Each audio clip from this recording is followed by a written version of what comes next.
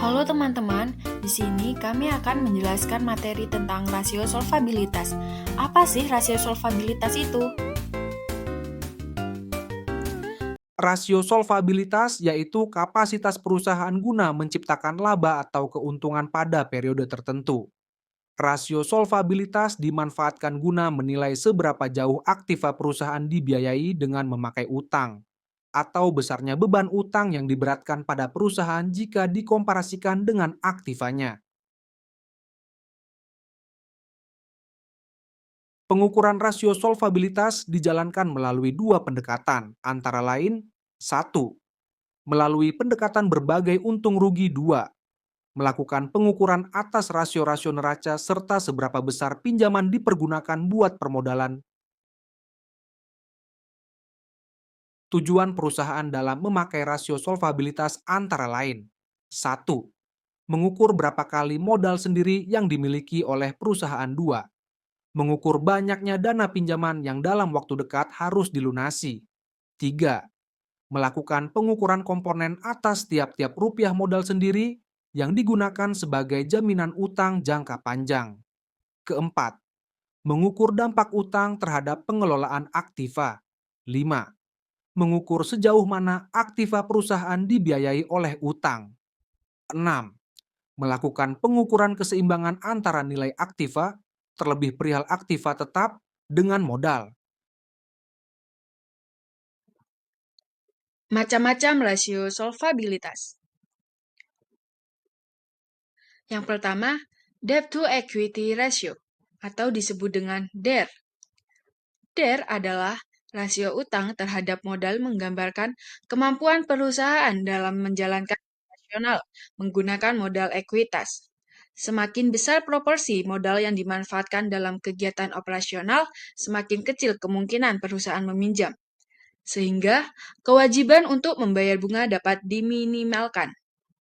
Rumus DER yaitu total utang dibagi ekuitas. Yang kedua, debt to asset ratio atau disebut dengan DAR. DAR adalah rasio utang dimanfaatkan guna melakukan pengukuran komparasi antara total aktiva dan total utang, atau seberapa jauh aktiva perusahaan dibiayai oleh utang. Rasio tersebut menyatakan pengaruh utang terhadap pengelolaan aktiva. Rumus DAR adalah total utang dibagi total aset.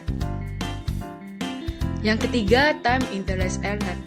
Rasio ini menilai kapasitas perusahaan guna melakukan pembayaran biaya bunga, disebut time interest earned, yang dikenal sebagai coverage ratio. Rasio tersebut menyatakan seberapa banyak pendapatan perusahaan bisa berkurang sebelum mereka tidak mampu membayar biaya bunga tahunan. Rumusnya, EBIT dibagi biaya bunga. Yang keempat, long-term debt to equity ratio. Rasio yang mengkomparasikan utang jangka panjang dengan ekuitas perusahaan. Rasio tersebut berfungsi guna menilai besarnya proporsi atas tiap-tiap rupiah modal sendiri yang digunakan sebagai jaminan untuk utang jangka panjang.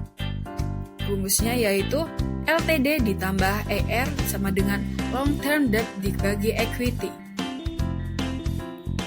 Yang kelima, charge coverage atau disebut FCC.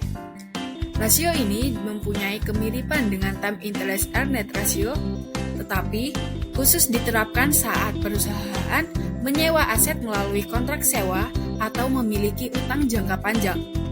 Pembiayaan tetap yang dihitung meliputi biaya bunga serta kewajiban jangka panjang atau sewa tahunan.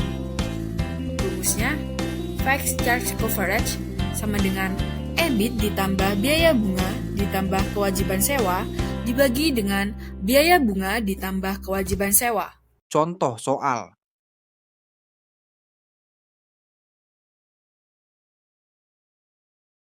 Hasil kinerja perusahaan PT Armos Jaya Bakti dalam 1 tahun ditunjukkan dalam laporan neraca dan laba rugi seperti di bawah ini. Hitunglah rasio solvabilitas perusahaan. Nah, di sini kami mencantumkan laporan keuangan neraca PT Armos Jaya Bakti seperti ini dan laporan keuangan laba rugi PT Armos Jaya Bakti seperti ini.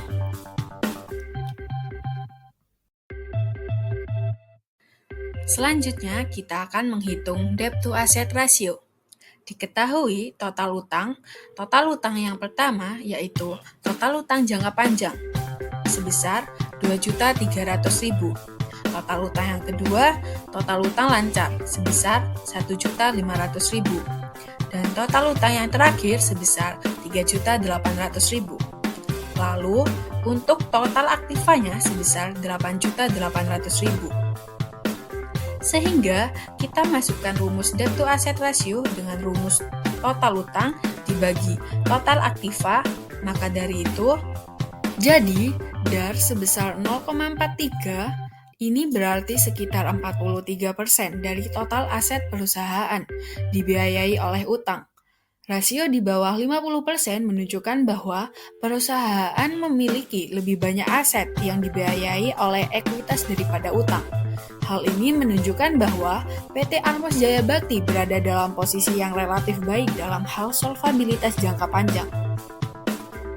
Selanjutnya, kita menghitung debt to equity ratio. Untuk rumus debt to equity ratio yaitu total utang dibagi total equity. Maka dari itu, kita masukkan 3.800.000 dibagi 4.200.000 sehingga hasilnya 0,90. DAR sebesar 0,90 menunjukkan bahwa untuk setiap satu ekuitas yang dimiliki pemegang saham, perusahaan memiliki 0,90 utang. Meskipun ini menunjukkan penggunaan utang yang cukup tinggi untuk membiayai operasi perusahaan. Rasio ini masih dalam batas wajar jika dibandingkan dengan banyak industri yang seringkali memiliki DAR di atas 1. Kesimpulan, secara keseluruhan, analisis solvabilitas PT Armos Jaya Bakti menunjukkan bahwa perusahaan memiliki kemampuan yang baik untuk memenuhi kewajiban jangka panjangnya. Dengan DAR yang rendah dan DAR yang masih dalam batas aman, perusahaan tampak tidak terlalu bergantung pada utang untuk mendanai asetnya. Ini adalah indikasi positif bagi kreditor dan investor mengenai stabilitas finansial perusahaan di masa depan. Nah, gimana nih setelah mendengarkan materi rasio solvabilitas? Apakah sudah jelas? Sekian materi yang sudah kami sampaikan. Thank you for watching.